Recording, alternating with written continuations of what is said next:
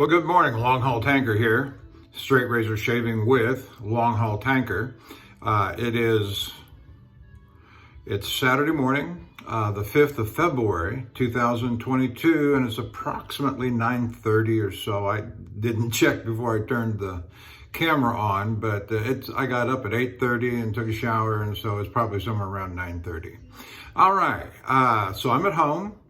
I got my call to go. In fact, when I was in Zanesville at the last video, Zanesville, Ohio, as soon as I got done with the shower and got back in the truck, no sooner did my behind hit the seat that the phone rang and called me up to go make delivery, which I did. I did have two shaves on the road on the way home that I did not record, which will lead to something else I'm going to talk about in a little bit. But let's introduce the equipment for this morning.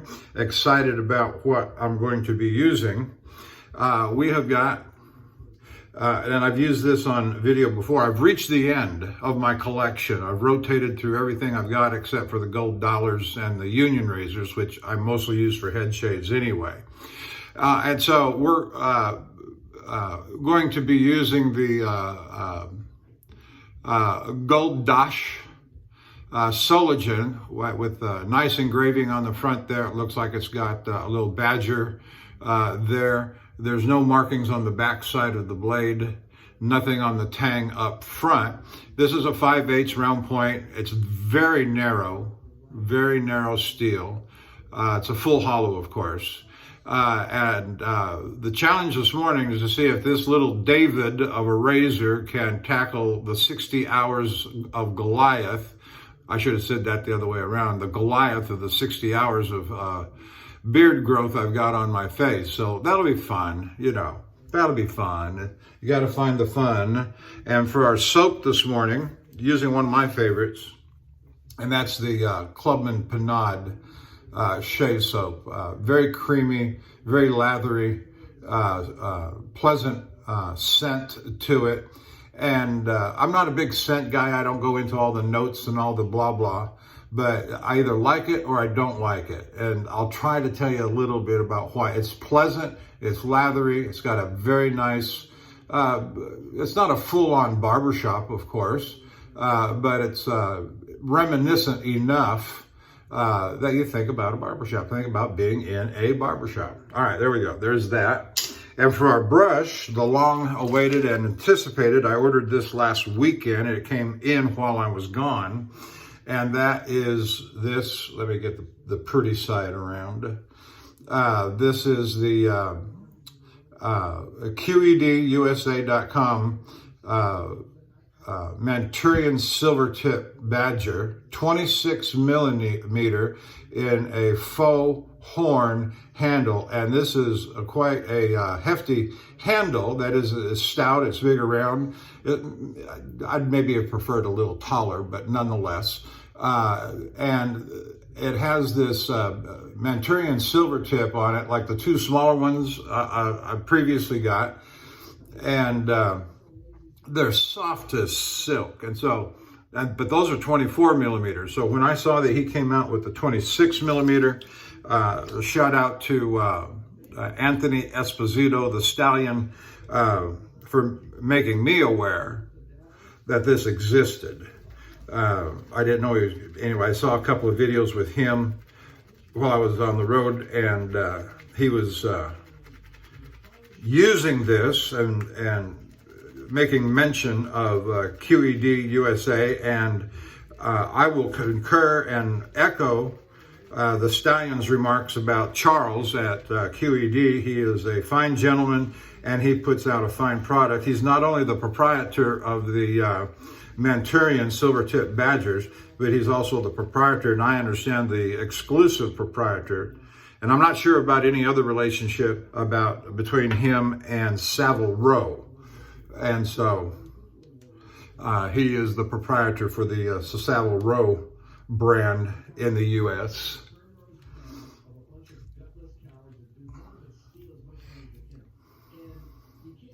And so we're excited about using this brush. Yeah, I think I got too much soap, but you know what? That's okay. That is just fine. So there's how much I got. Oh yeah, I could tell right now I got too much. But that's all right, we're gonna have fun with it. Shaving is to be fun. Oh yeah, it's going on way too dry. Let's get some water on that.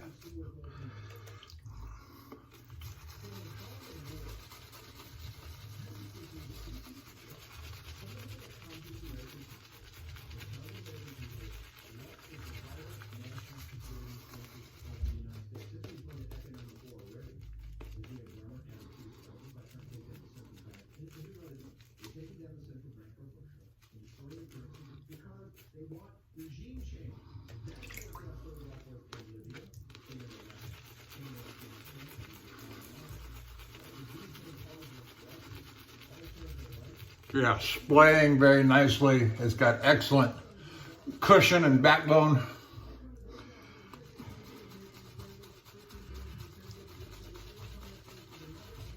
That feels just like a cloud, silken cloud.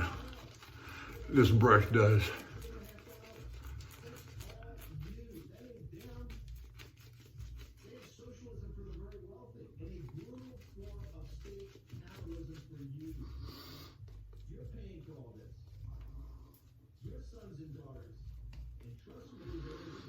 So the item that I wanted to share with you coming off of this trip, and I didn't record those two shaves, intervening shaves or intermittent shaves that I had on the road coming home, is that, you know, I'm going to be cutting back. And I know I've been doing a lot of videos for the last 3 or 4 months, mainly because I wanted to and get my razors all on video, which I believe I have done, but I'm going to cut back to recording my videos only when I'm at home. It just takes too much time. It's too much of a hassle and frustration. The hurry when I'm in the truck stop, in the shower rooms, the amount of time that it takes to do what little editing I'm going to do, which, you know, basically is just adding the end credits and the opening title screen, which is not much, but then the real, you know, you got to convert it to YouTube, and then you got to upload it to YouTube, and yeah, it takes almost an hour and a half to 2 hours of sack time when my iPad is engaged and not doing other things that I wanted to do, like play a Netflix movie. There's the bottom side of that, the QED Manchurian Silvertip, QED Select. And for the price, I'll tell you, I paid $86 for this brush, which is for the quality, the price class. Everything about this is outstandingly superior, and is equally competitive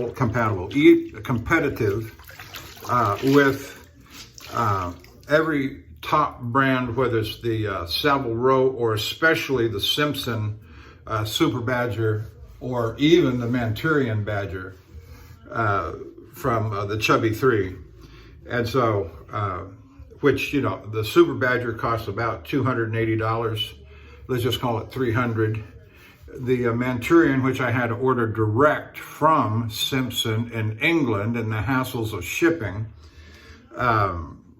was almost $400. So between those two brushes, I got nearly $700 sunk into it. And I'm not complaining. I'm happy to have them. But for this one to be $89 or $86, and of the superior quality, magnificent quality that it is, it's just great. All right, something else I want to show you before I get started is I got a little project I'm going to take care of while I'm home. I got some engine trouble, and so my truck may be in the shop for upwards of a week, and so this would be a good time to do this little project. And that is, I cleaned up a razor, light sanding, polishing by hand with the sandpaper, and honed it up to shave ready. And he was delighted with it. And in return, he gave me this. Now, you know, fine, and it's a mess. that the scales there are, so I'm going to take these scales off and I'm going to wash it with pumice hand soap and knock off all that heavy rust on there, and then polish it with wet dry sandpaper after having taken off the scales, so it would be just the metal. And this is a, I don't know what size it is, certainly 4/8, less than 4/8, whatever. But it's a George Wostenholm. What's that say? Celebrated, and then there's a, looks like Roman numerals, IXL. Anyway, so I'm going to clean that up. I can barely read it, and so I got to be real careful to preserve the etching. But I'm going to clean this razor up while I'm home and hone it up and see how well it fares. Again, I'm not one of those guys that looks for perfection. I don't look for this. It doesn't have to be just absolutely polished to the highest degree that some of the old, even that I got them, I appreciate them and I love them. But I'm not so expert in being able to do that. So, and I'm sure a lot of that's done on buffing wheels too that I don't have access to. So I'm gonna get it nice and clean, hone it up, make it shave ready, and I'll eventually send it off to get new scales put on it. So that's my project for while I'm home. So let's get this started and see how it goes.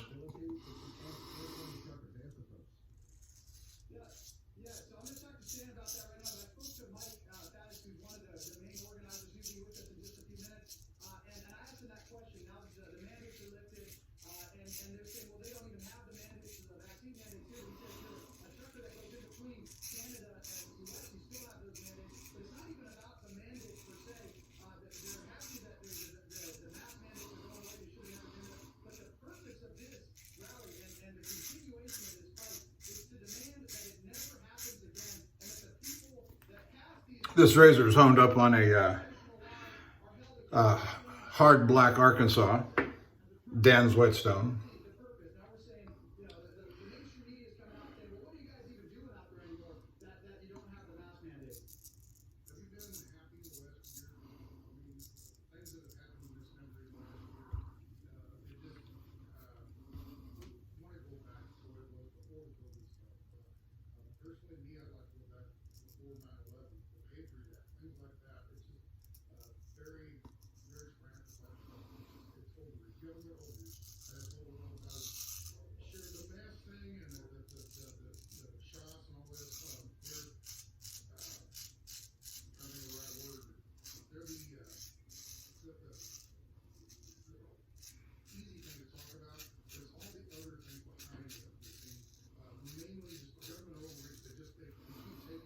Very nice indeed. So I'm cutting back on the making of shaving videos to only when I'm at home, and I suspect it'll probably cut down to just one when I'm at home. Even like this week, if I'm home for the rest of this week or the new week coming, today will be it. It's just, I enjoy doing them, but it's not enough time, just not enough time.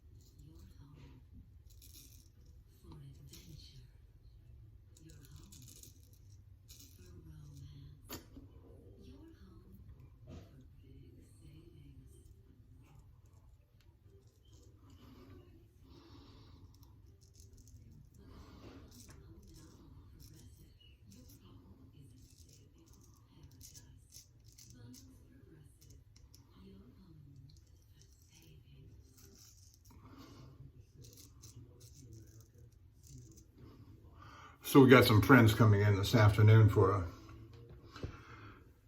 they're in Houston, and so we're having them, ask them to stop by, and so we're gonna have a little luncheon, and just friendly stuff.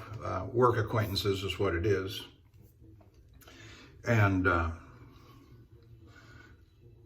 want to have a nice shave, because I no doubt we'll talk about straight razors. Yeah, you get into that kind of conversation where you're, well, what do you do? What do you like? What are your hobbies? Well, thank you for that. I will be happy to tell you.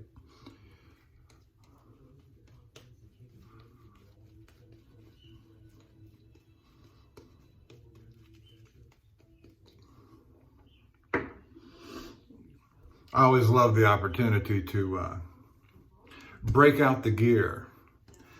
And the only place big enough to spread it all out is on the bed.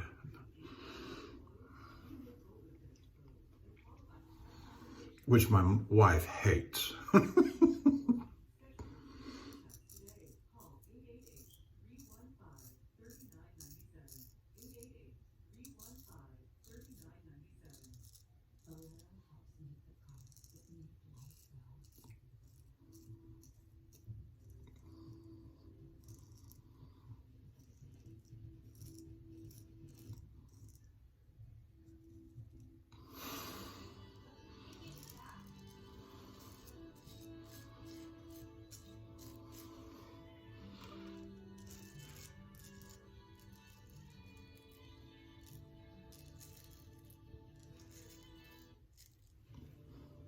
Baloop.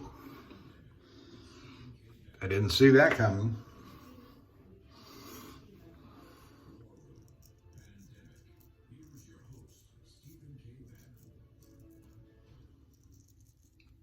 Okay, before we go back out to the truckers, Reuters is reporting from London just broke, and I want to read from the Reuters report.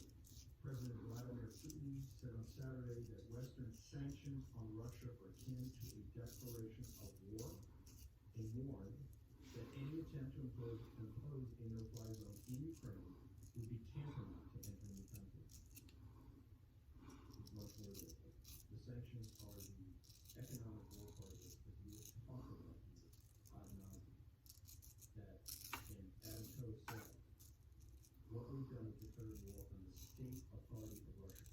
Hey, that's fine and good as long as some other country and other people can make it happen to the other people. Now, this War Powers Act, he doesn't even kick into War Powers Act. There are things going on here that they're committing you. They're committing you, your family, your sons, your daughters, this nation. And they're not being straight about exactly what's going on and what measures they're taking. And I'm telling you, we need to have this immediately this weekend.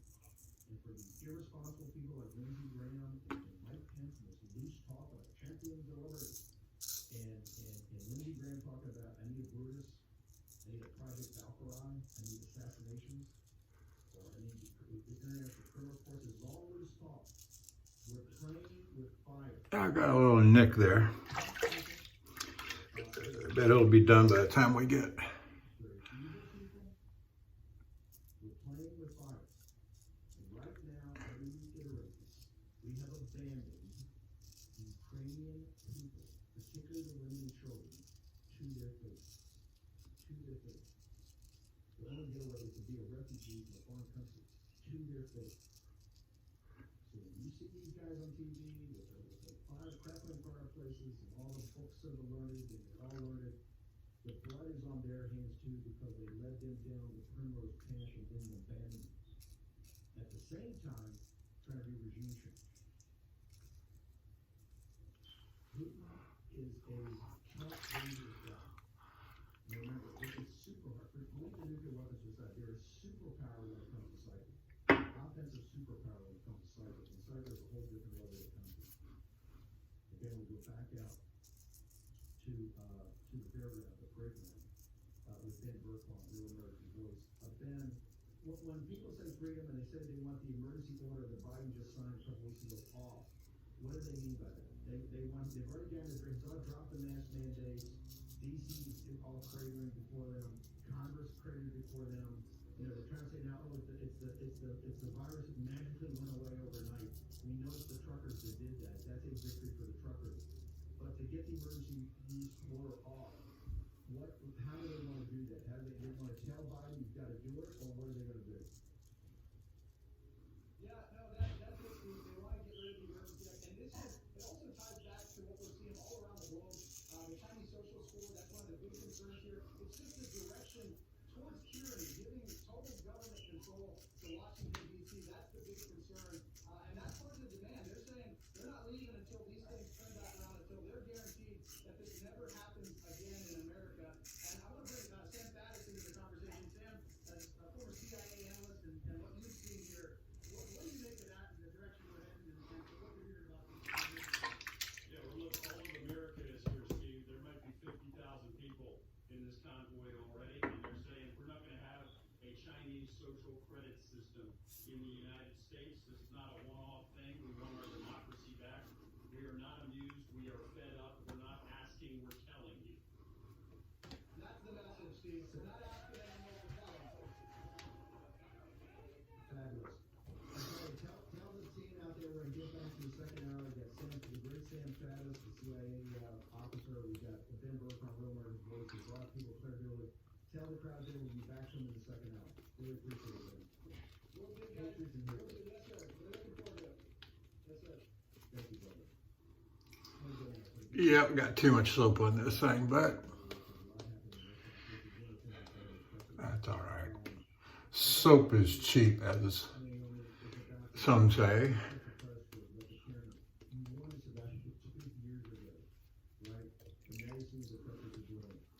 Give us your perspective on this.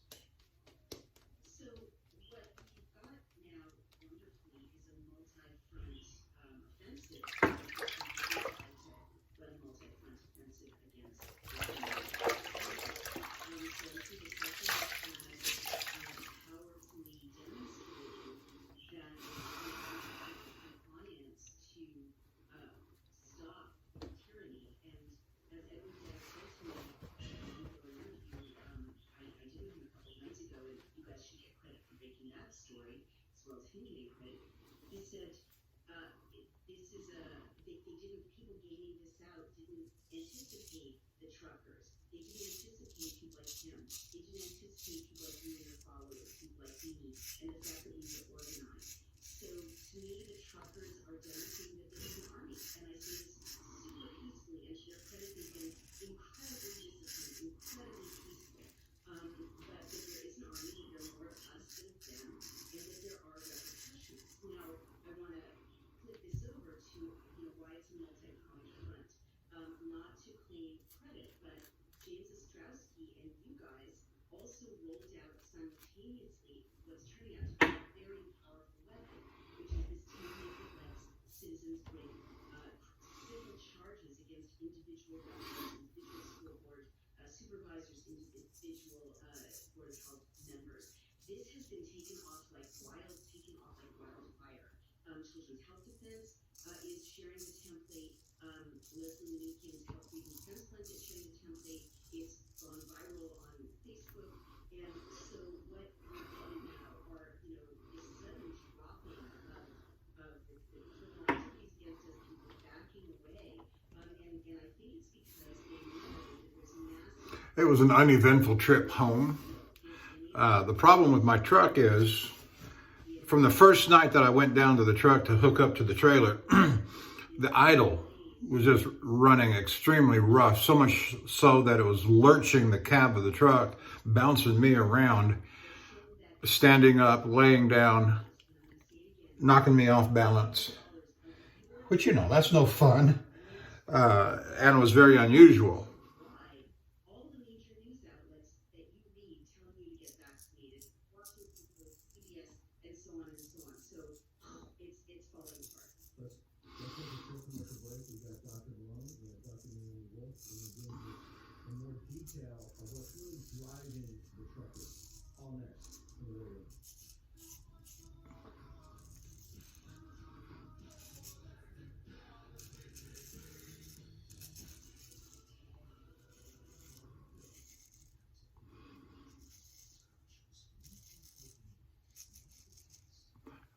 and that was a week ago, Thursday night. And it would run fine on the road. Felt no particular vibrations or roughness of the engine. And remember, I'm not a mechanic and I don't want to be one. Don't try to make me one. And so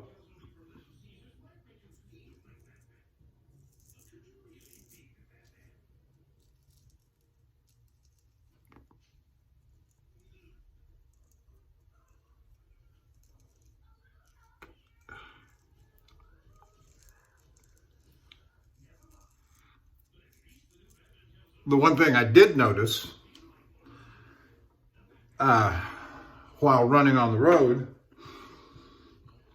is that, you know, my 2012, no, 12, I'm sorry, that's not correct. 2018 truck, Mack truck, the new Anthem model, not the Pinnacle model, is very powerful. Even loaded, it'll go up a pretty steep hill at full speed without losing power.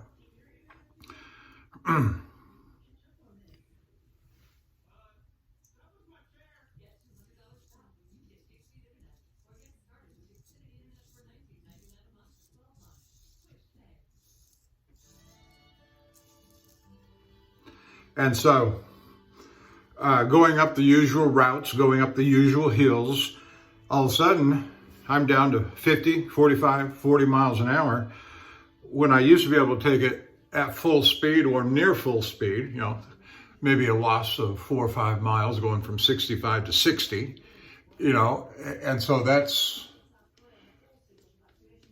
within normal parameters, but going down that low is not.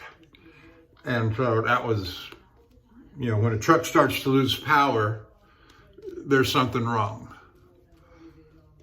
And it was very noticeable on the way home, empty. When the trailer was empty and I'm not carrying 78,000 pounds.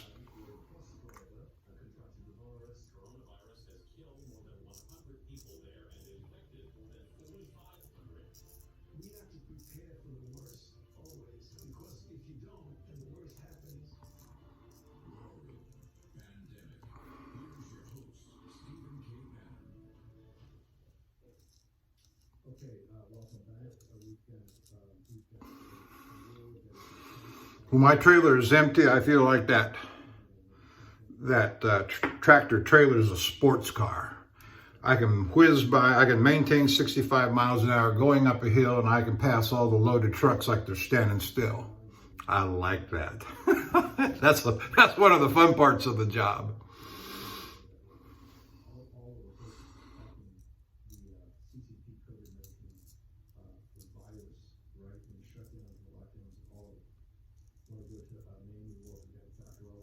There's been some big, huge developments. Part of it is the substrate of what's driving the truckers. And that is, one of the Pfizer, we put it up last night, we're going to get it online, we're going to need everybody that's interested in this topic to do a force multiplier. That's what Dr. Malone is calling for. I want to turn to Dr. Malone. Dr. Malone, walk us through how big this Pfizer, because this is what we look at. So anyway, that Saturday morning following, idling overnight, heavy vibration, a day or two on the road. I guess that was Thursday night. So out on Friday, may have been Friday morning by noon, I called the shop and told them what was going on. And the shop manager said, yeah, we've had a couple of reports of that going on. And so it might be bad fuel that's causing water in the fuel, causing vibration.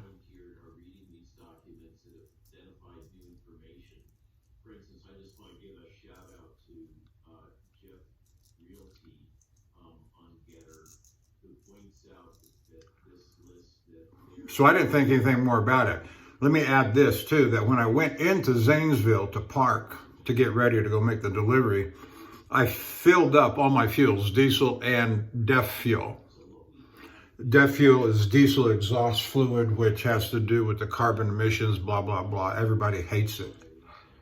Describing the safety data in particular relating to the Pfizer BioNTech pulmonary vaccine globally. So all this information comes piped through what's called the pharmacovigilance shop at Pfizer. And the reason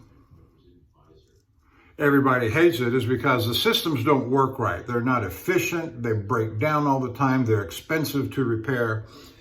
And Also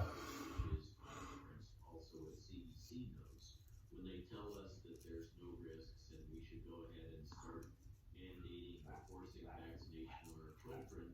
What we have, for instance, in that section that you're referring to, the list of adverse events, is a huge list of what are considered to be. but nonetheless, while I was up there or going into that Zanesville truck stop, Throughout the world.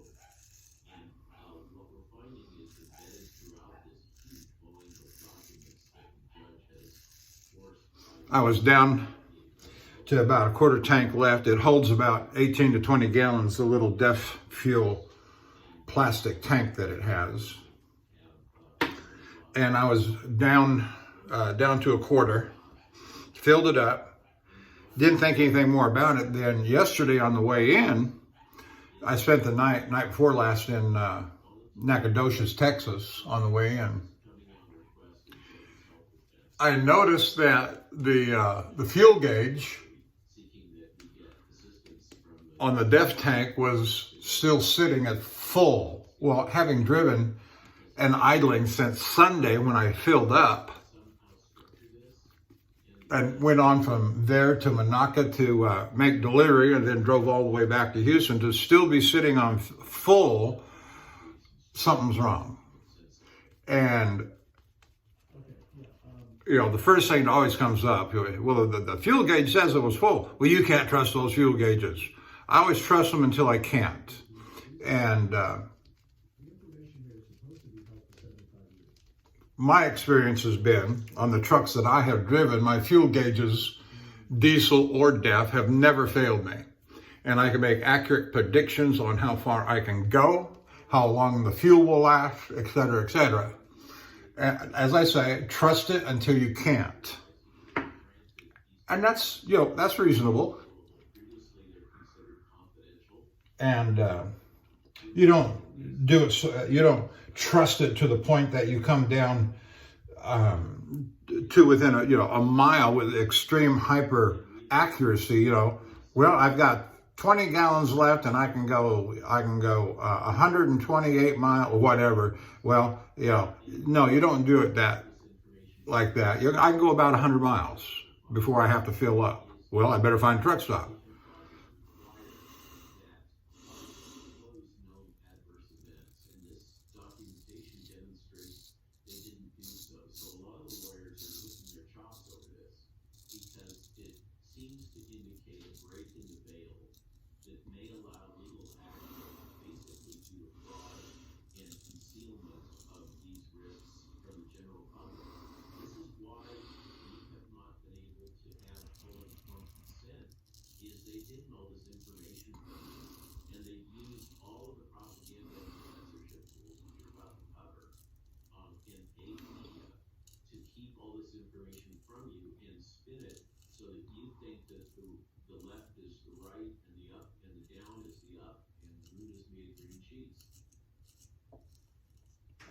I have a rule anyway that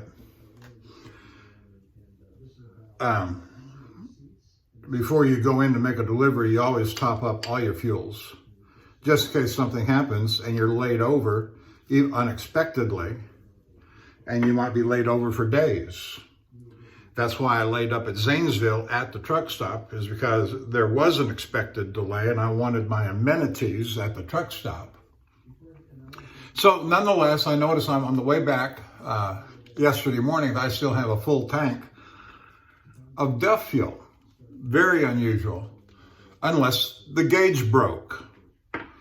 Well, I get back to the yard, detach the trailer, go to our fuel island on the yard, and because I already stopped and filled up the diesel earlier, I fill up the DEF. It only took a half a gallon.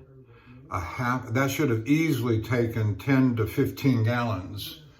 Having driven from Zanesville to Monaca, then back to Houston. When the trucker started in Barstow, how did all of a sudden did it miraculously go away? Was there any part of the science at that time that did it, or is this purely a political move in your mind? It's a political move reinforced by the polls. There's no question. There's been no change, no major new studies about masking. Basically, the threat of the truckers, I believe, is what prompted the Department. So when the shop manager told me that it was probably a bad batch of fuel, and the fix to that is change the fuel filters. Talking with my truck driver buddies, they said, well, yes, that's true, but there might be something else at play. And the fact that it only took a half of a gallon to fill up the DEF fuel when I got back to the yard was suggestive of the other problem, and that's an EGR problem.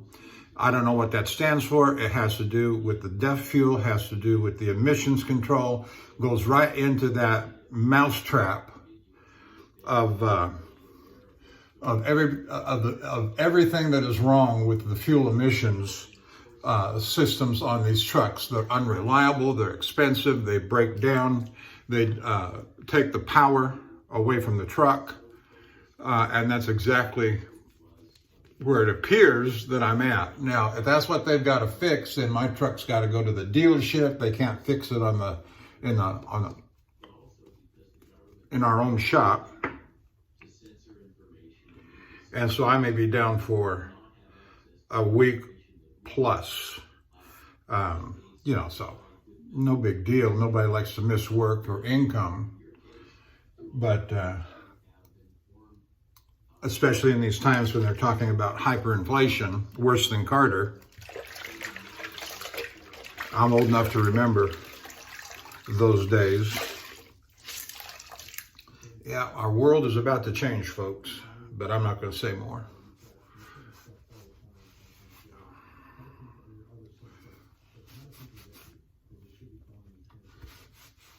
Thanks for the punch. I really am trying to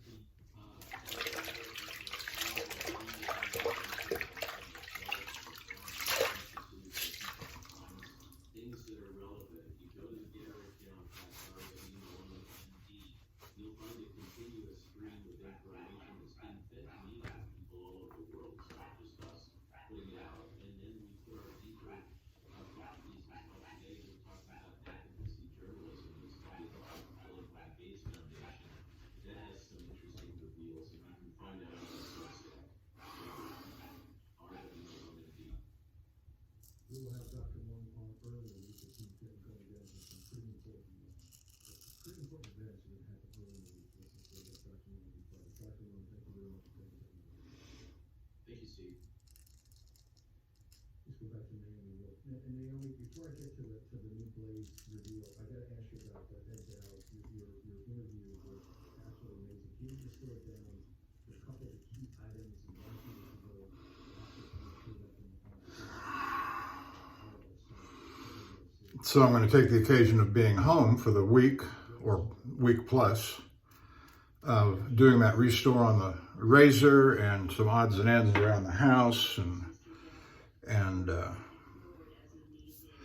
basically do what my honey tells me to do.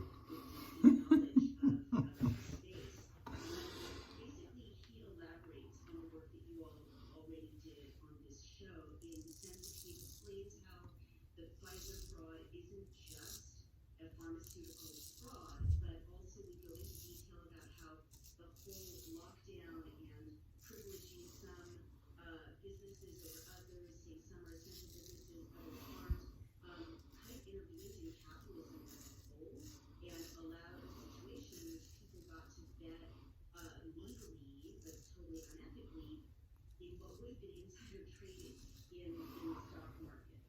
So it's what's so powerful. Razor's doing fine. It seems like little David is defeating the big Goliath.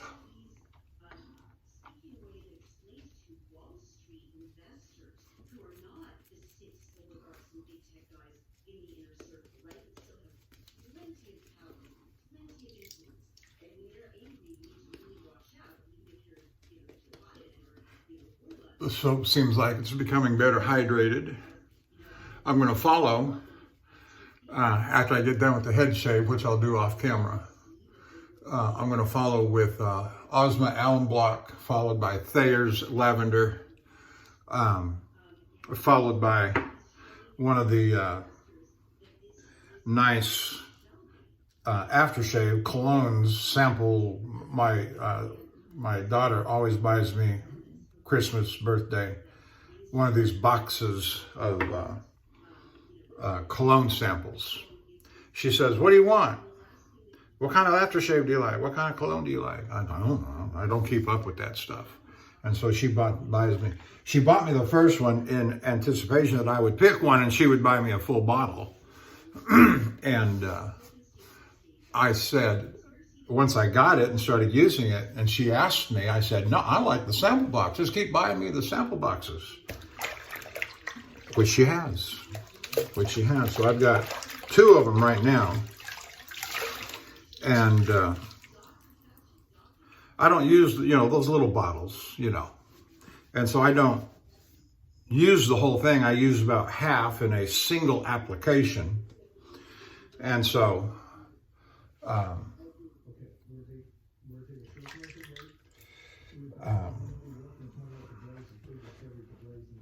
I'm just rotating through them. When I empty a little bottle, I throw it away, of course, like anybody would.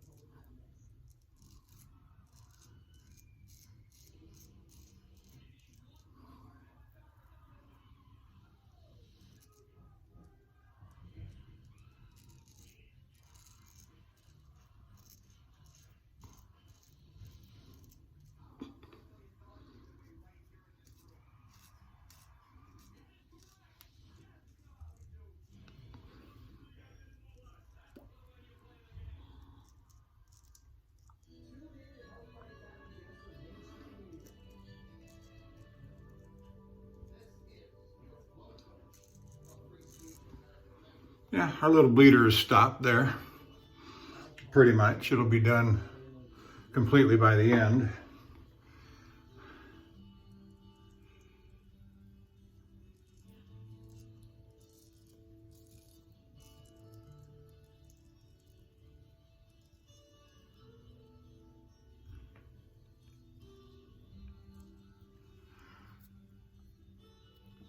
I got something there that's trying to hang me up, and if I hit it too hard, it's going to cut through in a way I don't want to.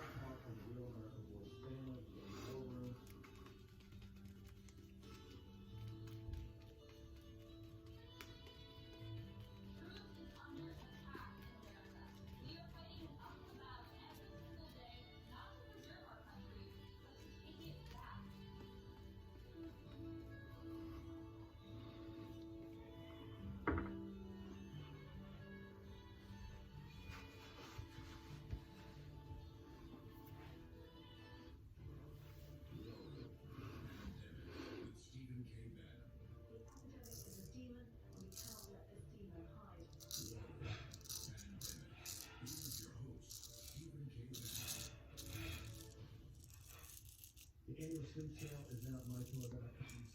Deals on oversized commercial lawn and lawn. So they go to the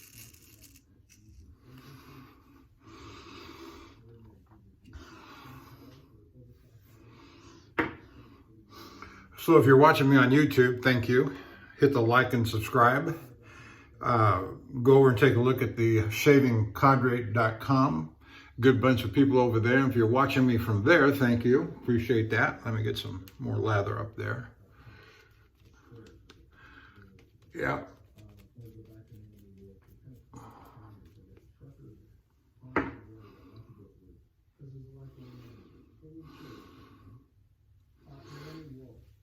Before we get to the blades, back to the Pfizer, give us some guidance on how people, at least over the weekend, what I'd like to do is get a webinar maybe to show you self-defense yourself and people can help put some structure in this, because we've got a gold mine that has to be mined, right? And in that gold is going to be the receipts that prove, that show the evidence that proves what people have been talking about, right? So we've got to put shoulder to the wheel, nothing is really talking about that, but the need to structure this.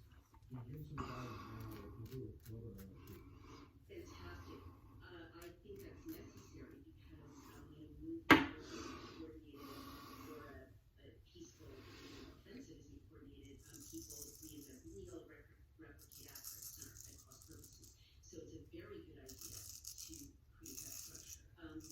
What I was going to offer is that we have a new functionality called Conclude. So I'm going to offer a pro bono channel and recommend that until we can, convene and sort out another structure, that people should, if they find something in Pfizer documents, just write up a description. What is it? In 300 to 500 words. Send the screenshot of that page and page number. Send it to me at Naomi@daily. Yeah, I got soap all over my hand now.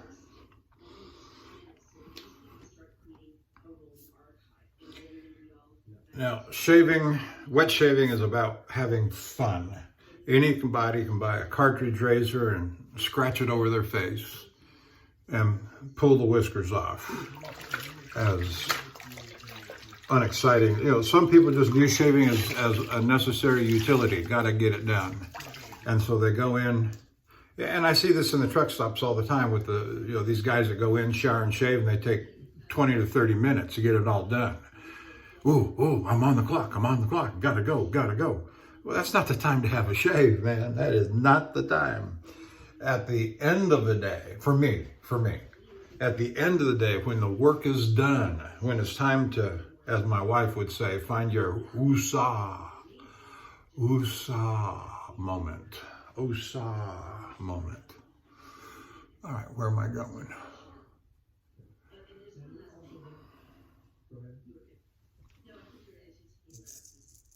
Yeah, on March 23rd, you're going to have another webinar. How do people get access to the webinar? This is going to be the great lawyer. He did the civil part of this. He's now going to do the criminal part. Correct, exactly. And these things are related. I want people to notice that what you're doing now is you're creating an evidence train. When you analyze the Those upstrokes that I just did, those were cheating strokes against the grain, which I'm getting ready to do now.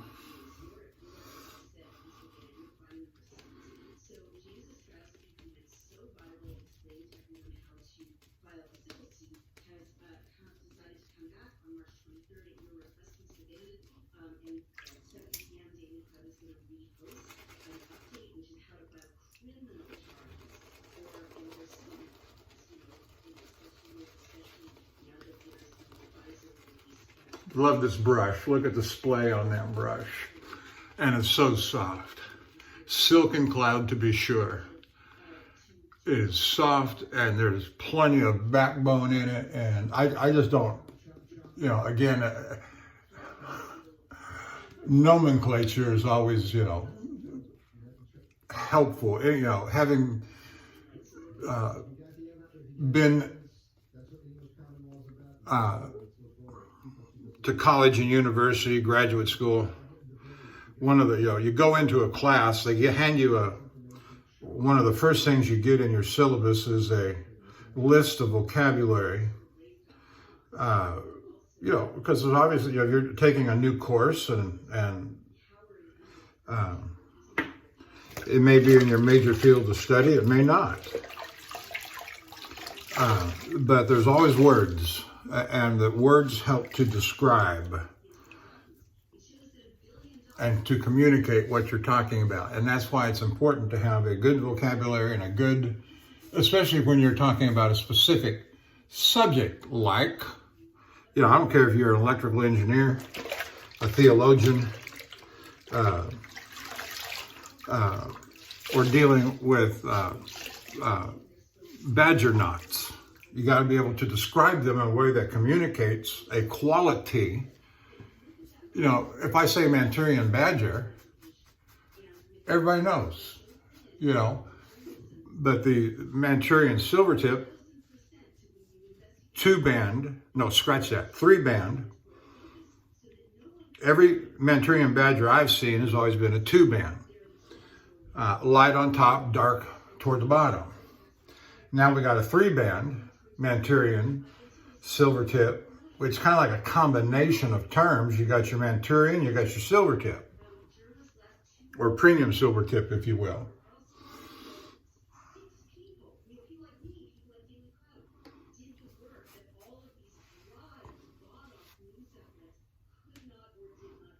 But I won't belabor the point.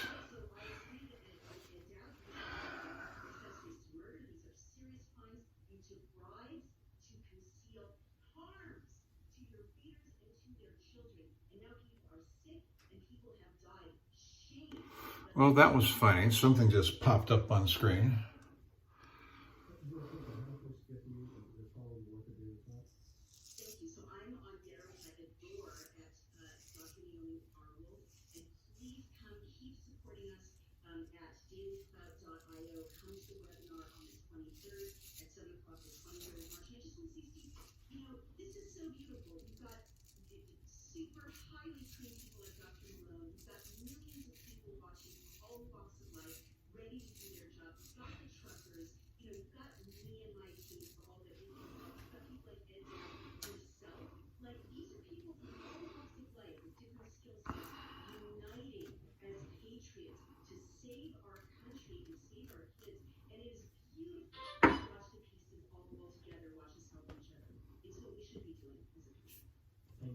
A multi-front offense, I think you said. A multi-front offense, a run offense.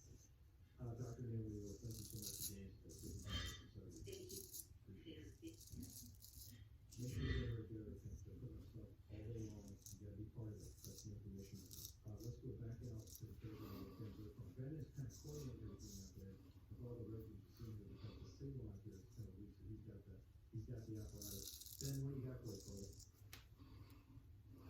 Hey, Steve, we're back here with some of the folks. You actually have one of your biggest fans. I was walking down here and she's like, I love you, Steve. What did you want to say to Steve? Thank you so much, Steve, for giving us the truth every day and pounding. I showed up for you out here, and thank you for getting the message out for freedom to all America. Yeah, but you were even harder on them. You said he better be here next time. I actually did, Steve. You are missing out, and we are quite disappointed. But you know what? You sent this handsome man, so we'll take him. But you sure are missing out on a great party. We're all family here, Steve. We got all of our brothers and sisters are here, Steve. We're on the front lines, and we're going to keep fighting for freedom. Hang on, You never know what I may turn up. Just wait for the whites of my eyes out there. Yeah, he just said you never know when he may turn up. You know what? Hey, and Steve, I wanted to bring in Joe Lewis. He's a senator from Missouri. He was the one who brought up the Emergencies Act and wanted to bring that back up. If you want to jump in, sir. Steve, I know you know much more than what I got to say, but you know as well as many others that this SPS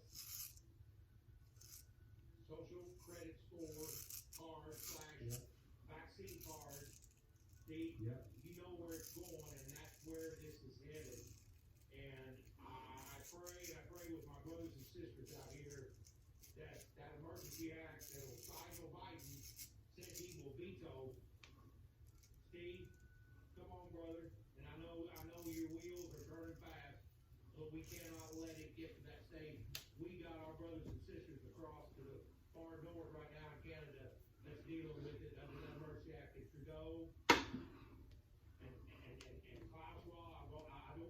QED, Steve, I go on with you, brother, but we've got to stop that emergency act. We've got to get rid of it for whatever it takes. That's where they're going to pin us down, as you know, Steve, much deeper of how much gas we use or use too much, to what neighbor we turned in, what score that we scored against. You know, Steve, you know, and you take it to the top, because you got all the connections, brother. I go on and on. Yeah, I want to make sure Joe hears it. He's the heart and soul of this country. This is why they back down and put the mask off. It's because of those truckers, the courage of the truckers coming from west to east, building up everywhere. They fear you in this capital. I'm telling you, that's why they put the mask off. So there's nothing you can't accomplish. You just gotta be peaceful and you gotta be focused and prayerful.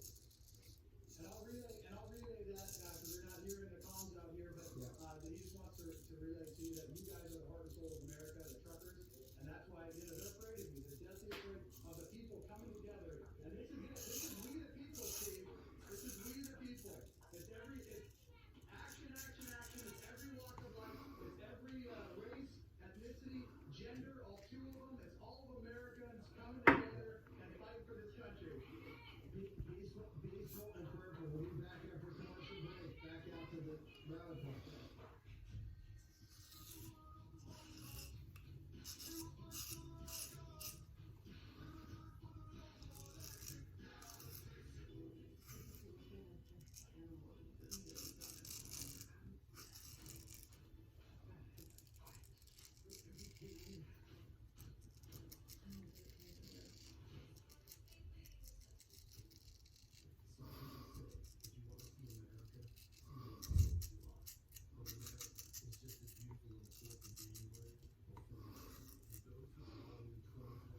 Oh yes, feeling very nice. Feeling very nice. Almost done. We're going a little long, but that's nothing new with me. We're at 57 minutes. Nothing new with me. We'll be done here shortly. Let's see.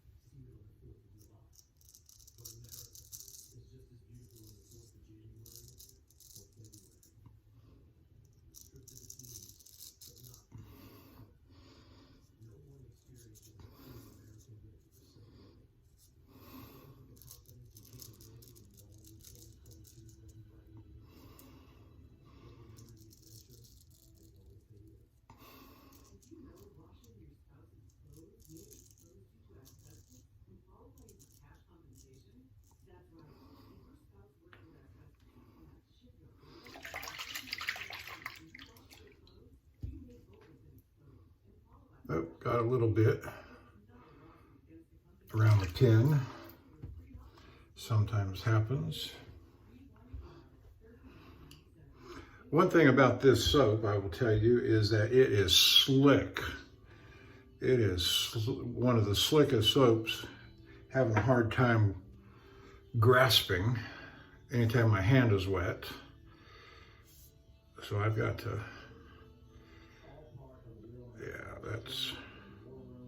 there we go. Get that out of the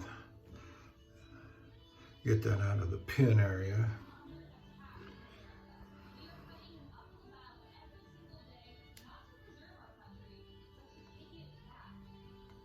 Dry the razor, because I don't like that at all. All right, where am I at? Dry my hands.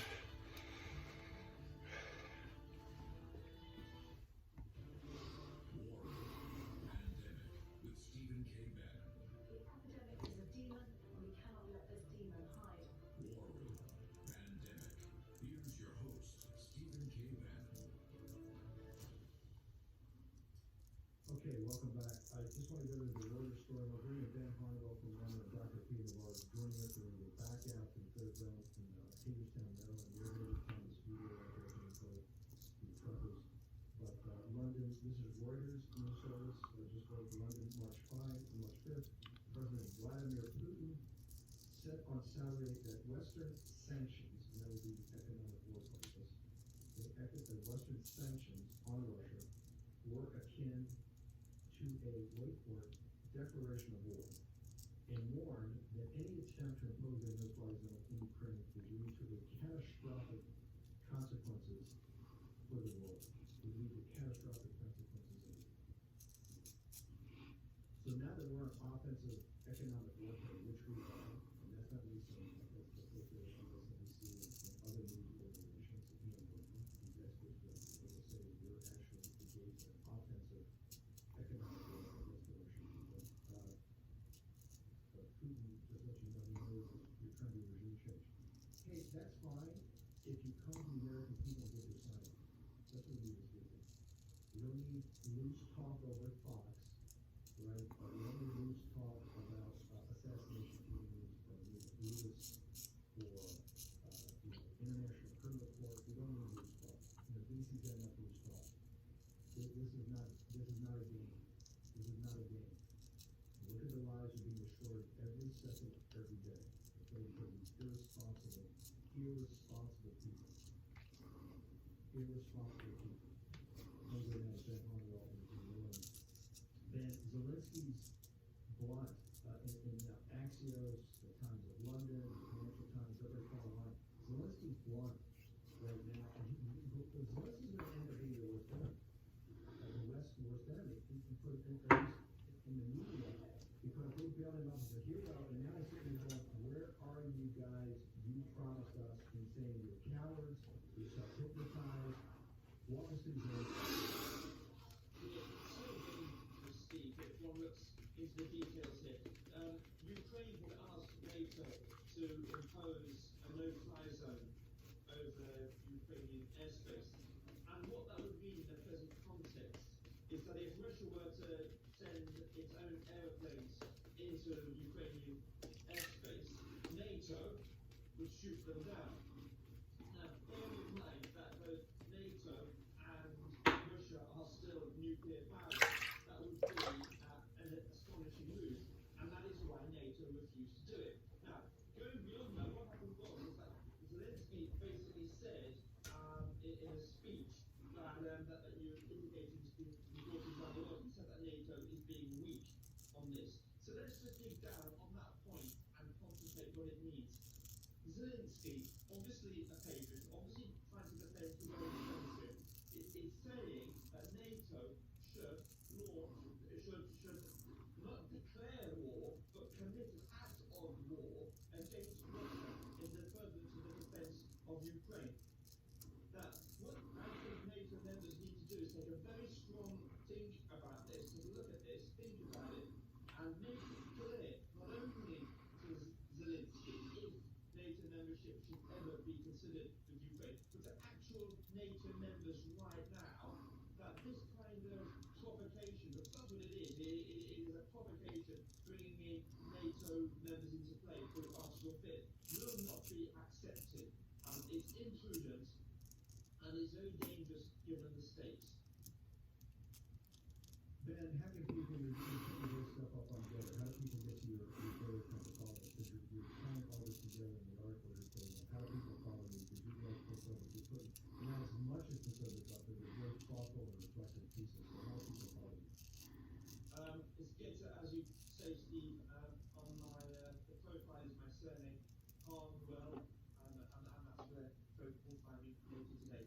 On Getter at Harnwell. I need people on Harnwell and Pacific over the weekend.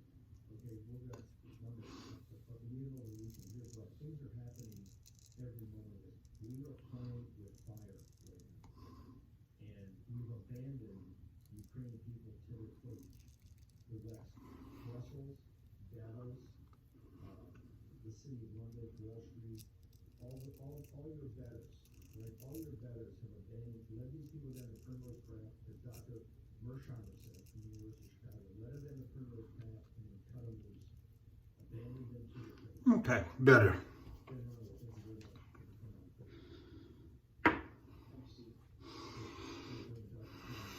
on. Putin just called our bluff again. He said, hey, these sanctions, which is the economic warfare part of it, both on the central bank, on the ruble, the sanctions against the trading, all that. Dr. Peter, the reset from day one, it's an act of war. We better start acting, we better understand and act like it's an act of war and explain to the American people. Dr. Peter, yeah, so let's do the historic analogy again as we did yesterday, because it's worth a refresh. During the 1930s, when Imperial Japan used kinetic warfare to invade countries like China, the United States responded. Trish, I'm on video. And it was a full-out assault in the traditional way. It cut off Japan's oil, scrap metal, and all of the minerals and commodities it needed. And what we wound up there was World War II, Pearl Harbor. We're in a situation now where Putin's waging kinetic warfare against Ukraine. We're waging economic warfare. But let me show you a slide here, Steve. This is the unrestricted warfare doctrine from the Communist Chinese, which you and I have been aware of for close to a decade. And in this unrestricted warfare called hybrid warfare, what's different is, let's suppose Imperial Japan had cyber capabilities back in 1941. It could have taken down our electricity grid, it could have taken down the transportation system, it had blockchain, it could have taken down a financial institution. If Japan had any satellite capabilities, Okay. We'll rinse it off and clean it up and call it done. All right, let's go here.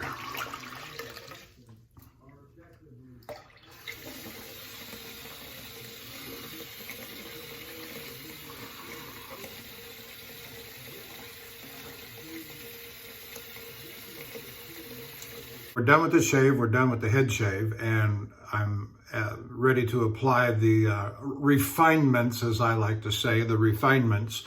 And so, first thing we're going to do is we're going to apply the alum block, which we have not done yet.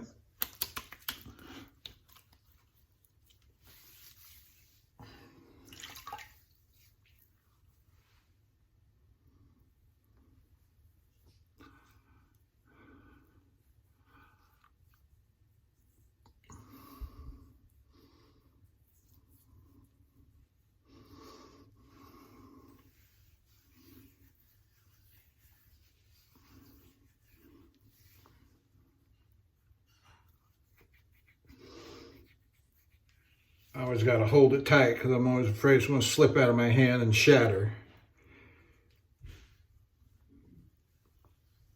Okay, so there's that. All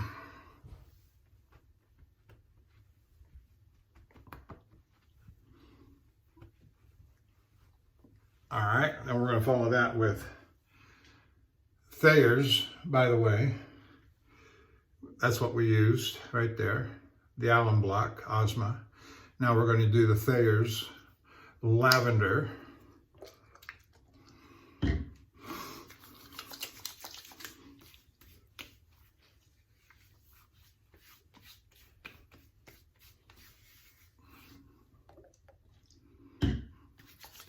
little more for the head and the neck. Okay. We got that. And we did use the Golddachs Solingen 5/8 razor. I've already put it away. Well, set it aside. I'm not going to go get it. But we're going to strop it up. We did use the, let me get the pretty side. The Manchurian Silvertip Badger from QED Beautiful, beautiful brush, 26 millimeter, soft as silk. This is unlike any brush you have ever sensed or used. The bristles are so soft you wouldn't believe it. So I'm gonna let that soak, get the soap out. What else are we gonna do here? I'm letting my face dry to apply the cologne. And so we're using one of my daughter's sample boxes. I don't know if I've showed these to you before. I'm just going to hold them up. There they are, sample boxes. I'll use this one, but it comes loaded with samples, as you can see. And when I use one, this is the new box, still unopened items. And so when I get done with them, I put them in here. And so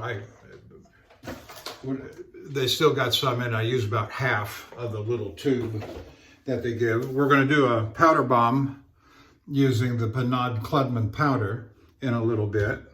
And so for today's cologne, now I'm not a cologne guy, so, you know, scents and notes, just like the shave soaps, I either like it or don't like it. I don't know. We're going to use Prada. I know the name. That's all I know is the name Prada. And unopened. There it is. Pull it out.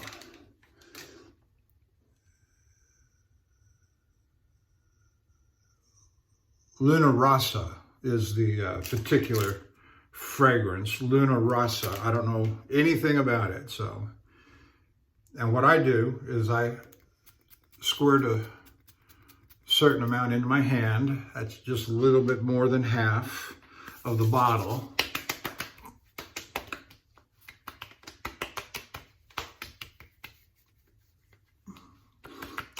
And that smells fine.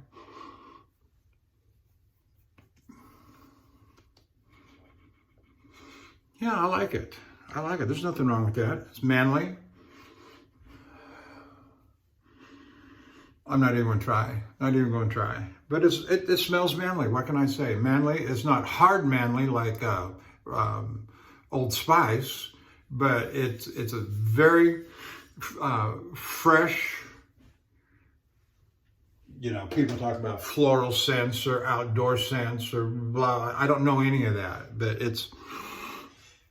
this is good enough for a hard-bitten truck driver, and I like it. Hard-bitten truck driver. Okay, now we're ready for the powder bomb. All right. Oh, we also use the Clubman soap. Clubman Pinaud. I have pre-powdered and shaken it down, so. Oh yeah, that's a big old powder bomb. Wonderful.